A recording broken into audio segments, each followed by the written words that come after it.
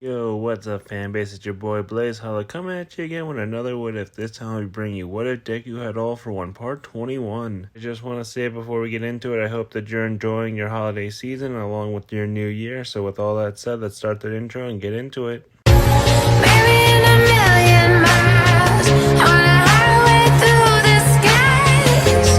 Someday soon we'll be together. No, I honestly don't think you can become a hero.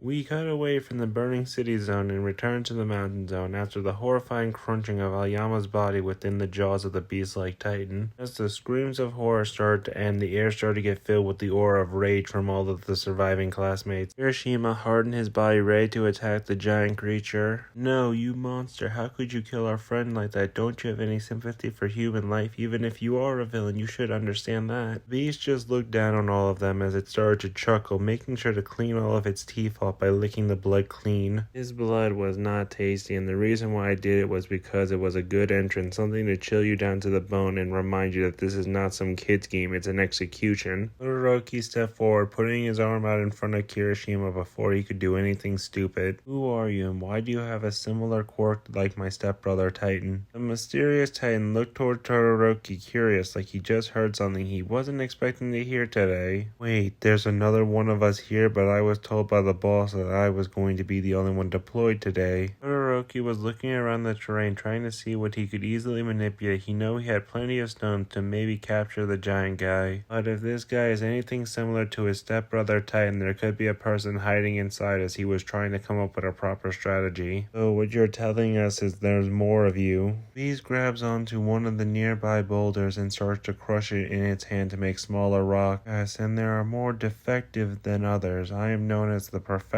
model. And if you're saying this random shifter is able to do things similar to myself, he must also be one of the perfected models. Maybe he's a fallback plan just in case one of you are able to take me out. Bakugo was getting annoyed listening to the Beast Titan just go on and on as he wanted to go find Hana, but he also wanted to kill this creature for what he did to Aoyama. I don't give a fuck about what you're talking about. Come out of that flesh suit of yours and surrender before we come up there and kick your ass. The Beast didn't even acknowledge Bakugo as he was turning towards the cliffside, getting ready to throw the rocks that were in his hand. Here's a little fun fact about me. I love playing baseball. They always say I make a really good meteor shot. As he curled up for the pitch, he started to send the stones that were in his hand throughout the USJ, causing them to destroy buildings in the area, making them crumble and shatter into pieces, while making the entire landscape of the USJ shake from all the impact. You can refer to me as Roshi, the leader of the Beast Corps. A group of teens just stared over the mountainside in horror, seeing that the creature didn't even care that he took out some of his own allies in that scattershot of stones. He just got ready for a fight, but Inasa started things off by hitting him with a rapid air slash across his chest. You are not even deemed to be called a living creature because of your soullessness. I shall rip you out of that big body of yours and have you humbly apologize on your knees in front of everybody that you've harmed today. Roshi faltered back a little bit as the cut on his chest started to slowly close up as he patted his chest, enjoying seeing that these lesser beings were actually able to challenge him. That one actually hurt a little bit. This might be more entertaining than I originally thought it would be. Bakugo launched himself into the air with his explosions. Once he was on face height with Roshi, he let off a few explosions with both of his hands. Ah, you shitty extra. Roshi was stumbling back more and more as his face was getting scorched by the explosions. My eyes, you annoying little fly. Todoroki started to manipulate the stone around them, trying to encase the Beast Titan in some walls, while Bakugo was continuously using air-like shots to keep the monster down. Just when they thought that they finally captured Roshi, he broke free from his containment and stomped down right where Kirishima was standing, causing everybody to stand there in shock, thinking that they just lost another classmate to this monster. You have taken too many of our classmates today. I will bring an end to you right here and now. Roshi was a little bit disoriented as he continued to try to keep his distance away from the students in front of him. It's a lot harder to contain me than you think it will, child. Nasa rushed over to where Kirishima Kirishima got stomped on to see him on the ground with his arms over his chest as he was hard as stone. Kirishima, talk to me. Let me know that you're still alive. Kirishima brought up his arm shakily as he was giving a thumbs up with his eyes barely open. I am actually very grateful for my quirk right now. If it wasn't for me being able to harden my body like a rock, I would probably be paste right now. Nasa was freaking out a little bit as he was helping Kirishima get out of the crater that he was in. Bakugo, Todoroki, Kirishima is alive, but he's in bad condition. We need to retreat for now. Bakugo was still angrily firing off explosions as he touched down on the ground right next to his ally group. Get your head in the game, you Wind Extra. Do you really think this creature is going to let us run away? And even if he does, he's going to start throwing boulders at everybody again, so we gotta take him down here and now. Todoroki was gritting his teeth, not ever really wanting to agree with Bakugo, but for once the explosive teen had the right opinion. As much as I really hate to admit it, Bakugo is right. Why don't you take Kirishima to the entrance, Inasa, and hope that there's a medical team along with the rest of our classmates waiting for you. Hoshi took this moment to regenerate parts of his face that was blown apart as he was breaking more of his body loose from the stone that was wrapping around him. At the same time, he was gathering up pieces of the stone in his palm as he was waiting for the right moment to throw them. As he got the chance, he threw them right at the students that were attacking him. Meteor shower. Todoroki saw the stones coming as he was trying to get control of them before they hit them. But their velocity was too much, so at the last second he put up an ice wall that wasn't strong enough, so some of the stones got through, smashing into Inasa and Kirishima, sending them into a nearby mountain, taking them out of the fight completely, while Bakugo got hit by one of the bigger stones, smashing into his right arm, dislocating it, causing him to scream out in agony. Todoroki was the only one who didn't get hit by the onslaught since he was the most protected by his ice. Bakugo was pissed as he was holding on to his dislocated arm. You damn half and half. I know you did that on purpose so the rest of us would get hit. You're so concerned about yourself and your little family clique that for all we know you could be a spy for the enemy. Todoroki had some of his veins popping out of his forehead, annoyed, wishing that he didn't have to deal with Bakugo right now. Look, I tried to stop the stones before they hit us, but I had to use the ice wall as a last resort, so be happy that we're still alive. So stop pointing fingers and try to work together with me or else we're going to get killed by this creature. Bakugo was enraged as he used that rage to forcibly put his arm back into place as he was gritting his teeth so hard it looked like his teeth was going to bite through his lip as he was able to get his left arm working again. I'd rather die than work with you half and half. I'll take this creature down all by myself, so just you watch. She was just laughing in entertainment as he was watching their numbers be dropped to half, as he then saw the remaining two were just arguing with each other. I guess while the both of you figure things out, I'll continue my assault on the rest of the vicinity. Todoroki charged forward, launching flames to cut off the Beast Titan's motion towards any other stone or boulder that was nearby the cliffside. Sorry, but I can't let you cause any more damage. My classmates and teachers are out there, and you're going to have to deal with us first before you get to do anything else. She was getting annoyed as he swept his arm down across the ground, trying to slam into his opponent to send them flying along with the other two. You're annoying me. Just die already. Todoroki was using his flame to shoot himself upwards into the air so he can somewhat levitate, trying to find a way to best break Roshi out of his transformation, knowing that the best point of attack would be the back of the neck, but he didn't know what he was going to face the moment the real person popped out, so he yelled out down to Bakugo. "Aim for the back of the neck. I will try to deal with his arms and legs. We need to get the real him out, but be careful, he might have support gear underneath the nape." Bakugo wasn't happy to be given orders, but decided to stay on the ground for a little bit as he was trying to get behind the furry creature. "You better know what you're doing, Icy Hot." Roshi started to pay more attention to the bomber than the elemental user as he used one of his hands to cover the back of his neck so it would be a lot more difficult for the bomber to get through and take out his real body. This is going to be more annoying than I thought it was going to be, especially since you know my weak point. Todoroki used his opportunity to attack the left side since it was the left arm covering the nape as he shot out fire to scorch the lower body. Well, I plan to be the biggest annoyance that you'll ever deal with. I've dealt with someone just like you, but he doesn't rely on just one form to do everything. Roshi stopped moving for a minute, actually taking the full blunt of the flames, paying attention to Todoroki as the last part of his sentence seemed to be ringing out loud in his ear. What do you mean he doesn't rely on just one single form. That's impossible. All Titan shifters only have a single form. Bakugo, who didn't seem to care about the conversation or even understand what was going on, decided to blast away at the hand that was covering up the nape. Don't forget, you're fighting two people, you overgrown ape. Roshi was brought down to his hands and knees by the force of the explosion, using the remains of his skeletal hand to smack Bakugo out of the sky, crashing him down into the ground at least 20 to 30 feet away. God damn, that living grenade is a real pain, but that's not what's on my mind right now. Beast Titan decided to start moving towards the cliffside on its hands and knees, acting like it was hurt but keeping an eye on Todoroki. You said that you had a shifter in your group that can use different forms. How many does he have? Todoroki glared at Roshi, wondering what his opponent was up to, but then decided he also wasn't going to give away any sensitive information to this guy. Why the hell should I tell you anything about my adopted brother? Roshi noticed that his body was near the cliffside as he started to angle his body like he fell on his broken arm so his nape would be facing towards the cliff end. Because out of all of our ranks, none of us are able to have more than one form. I know that there was one exception, but the doctor and boss forbid it after causing a couple of problems. The fact is, you might have something in your midst that's more dangerous than even us, a sleeper agent or even worse, a sleeping bomb. Todoroki was starting to get pissed off hearing someone talk about his stepbrother like he was some kind of weapon or going to betray them. Shut up, you know nothing, you're just trying to get into my head. Then manipulated the stone around him so it would strap onto the Beast Titan's body. Now come on out of that shell of yours, it's completely trashed. Todoroki was waiting for a few minutes, expecting the real Roshi to come out, but that's when he noticed that the Beast Titan's body was decaying away and letting loose a lot of smoke. Todoroki ran over to the cliffside, realizing what was happening as he could see a small figure quickly going down the cliffside. Making a getaway, he quickly had to make a decision, either to regroup with his classmates or go after the mysterious man. So he made the hero's decision and grabbed onto Bakugo so they can both go find Inasa and Kirishima. After a few minutes, the entire group was able to reconvene with one another. Todoroki was looking over his group, realizing that they were beat up pretty badly. How was everybody feeling after our battle? Inasa had a piece of ice that he got from Todoroki that he put on his head, feeling like the entire world was still spinning around him. I think I got a concussion, but other than that, I'm grateful to be alive along with my friends here. Kirishima was lying on his back, still in pain from being stepped on. I can't feel my legs right now. I don't think I'm completely paralyzed. I get a little bit of a numbing sensation. Because of that, I don't think I'm going to be able to move for a little while. Bakugo was breathing heavily like he was struggling to breathe with his arm dislocated again. It actually looked quite purple when you look at it. My arm is completely out of commission. I think I got a few cracks in my ribs. Other than that, I think I'll live. Todoroki gave a sigh of acknowledgement to each one of their situation as he then looked over at Bakugo with a smile. Thank you for working with me, Bakugo. I know that we probably will never see eye to eye, but I'm glad to know that you're at least willing to have my back when there's a life and death situation. Bakugo was looking towards the dirt, confused, not knowing what to think about right now. Look, I just don't know what to say. Sometimes I've been told that you guys are villains by my idol and other heroes ever since I was a kid. You guys seem to act like heroes so much that it makes my brain hurt. Nasa started to laugh a little bit too much, probably because of his concussion. Look, understanding people sometimes is hard. You gotta do what you gotta do, man, but maybe you should sit down with all of them and try to hear their side of the story. Though it's all not one-sided. I definitely have decided I want to hear the tale of the Todoroki family. Kirishima turned his head to one side so he could look directly at Todoroki. I would definitely like to get a chance to get closer to Izuku. Maybe he can give me another quirk so I can be a little bit better in combat. Todoroki smirked, just happy to be alive and at least see that people are willing to hear their side of the story and maybe be brought over to their so-called change of society. Look, anything is possible, but we have to get out of the USJ first. Hopefully we can find the others and see that they're doing a lot better than we are. Kirishima knew that nobody really wanted to bring up, but he might as well be the voice that brings the grim news. What are we going to tell everybody about Aoyama? Everybody started to go silent as they flashed back to the blood splatter within the giant creature's teeth, wishing that they could have done something about it. But that's when Bakugo slammed his fist on the ground in frustration. He told them the truth. The dumbass decided to get into the hand of somebody he didn't even know before even asking a question. Kirishima was shocked by how blunt Bakugo wanted to be with this message. Bro, that's not manly. He just thought that the man was Titan. Most of us did at the beginning. Todoroki shook his head, knowing that he thought something was suspicious about the beast Titan at the beginning, but felt bad that he didn't speak up at first. Actually, I knew that wasn't Titan from the beginning. Something about that guy was just just off. Nasa was biting his lip as he started to slam his head onto the ground, cracking a little bit and getting everyone's attention as he started to shout, "I'm sorry, Kirishima, but I have to disagree. I also thought that there was something off about the man, but I wasn't sure, so I said nothing and regret my decision." Bakugo helped Nasa sit back up, knowing that he probably just made his concussion a whole lot worse. I may not know Titan as well as I see out here, but when you start walking up to a group of allies and not talking, you start to look a lot more suspicious. Kirishima hung his head, even though it was a little bit difficult for him because he was lying down, but knowing that he must have been the only other person who would have been fooled by the imposter. I understand all of that, but we can't just tell people that we were okay watching Aoyama die. Todoroki was starting to wonder how Izuku dealt with situations like this so well. Look, I'm not telling you that we're okay with this, but we have to start making our way towards the exit, or at least try to find some of the other groups so we can have powers and numbers. Bakugo nodded his head in agreement, knowing that pretty much everyone, including himself, needed medical attention. The only one of them that wasn't injured was Todoroki because he was guarded by his ice. We're going to have to lead the charge half and half. The rest of us can barely fight in our condition. We're the only one in good condition, so which direction do you think we should be heading in? Todoroki was thinking about it as he looked over both zones, thinking that both routes might be very difficult. As he looked back at his allies, wanting to get their opinion. "Oh, we can either go towards the Burning City zone or towards the Landslide zone. Which one do you guys think would be the best possible route for us to take?" Nasa was trying to think with the limited brain function because of his concussion that he was still suffering from. "And I'm able to put together my thoughts. The best way for us to be heading is towards the Landslide zone. At least then the terrain would be flat and easier for us to diverse." Bakugo thought about it as he looked back and forth between each zone. "I have to agree. Remember, one of us still has to carry Kirishima since he can't seem to walk right now." Todoroki saw that Kirishima was nodding in approval to Bakugo's words as he started to manipulate the stone underneath Kirishima so it can levitate. "Right, we'll start heading that way and hopefully we'll run into somebody so they can help us." All the boys were trying to find the best and easiest route down the mountain zone. He cut away to one of the natural pathings between zones where Roshi was just wearing a green cloak to hide himself within. As he comes across somebody he wasn't expecting to bump into, it was Six, who seems to just be strolling along like he was at an amusement park but not enjoying himself. "What are you doing here? Aren't you supposed to be in the Burning City taking care of your group?" Six looked up towards Roshi, acknowledging that he was there even though he just wanted to be alone right now. "I already finished my group. I'm not in the mood to be dealing with your animalistic bullshit. Besides, aren't you supposed to be on the mountainside throwing down boulders by now?" Roshi was annoyed, knowing that his part of the plan was already ruined. A group of teenagers that got sent to my section were a little bit more aware of how to take me down than we originally thought. Plus, I heard from them that there's a shifter among their ranks. Although both of them were having this conversation, a black portal showed up behind them as Kodagiri appeared, seemed to be intrigued by this conversation. "Am I to assume your part of the plan did not go as we hoped, Roshi?" Roshi nodded, even though he hated to admit that he was defeated. "They overwhelmed me, plus they seemed to know how to take down shifters, or at least one of them did, along with one of them telling me that they have a shifter that seems to have multiple forms." Kodagiri thought about it for a minute as he put his hand to his chin. "That may cause some problems. I need to head back to Shigaraki soon so he can give you all new orders. While I do that, 6, monitor the landslide zone. We didn't originally send any children there, but there might be a chance that they could be heading that way. Just to cover all angles. While Roshi, you head over to the downpour zone. That's where our main target is. Make sure to separate him from his group and then try to get him to go towards the plaza." He shook his head as he just started to walk off like he was not in a big hurry. "Don't get me twisted, Butler. I'm only helping out this one time because I owe the master that much. After that, I'm going solo again. So don't expect me to rush into battle with a bunch of snot-nosed brats ever again." She was starting to make his way as well, not wanting to fail his mission a second time. "Will do my best to not fail you this time, and make sure to retrieve the rogue Titan shifter." Sees that Kodagiri has vanished away in one of his portals as he goes over to Roshi, placing a hand on his shoulder. "I just want to know, what's so bad about shifters having more than one form? I know I'm leaving the group after this mission, but I'm just too curious to want to find out." Roshi stopped in his tracks, willing to have this conversation, mainly because he was tired and needed a few minutes to catch his breath, because the last one who did had to kill a shifter from each one of the other groups just to gain their abilities. It also drives them crazy and harder to control, Think of it as humans turning into wild animals. 6 thought about it for a minute and realized how good of a TV show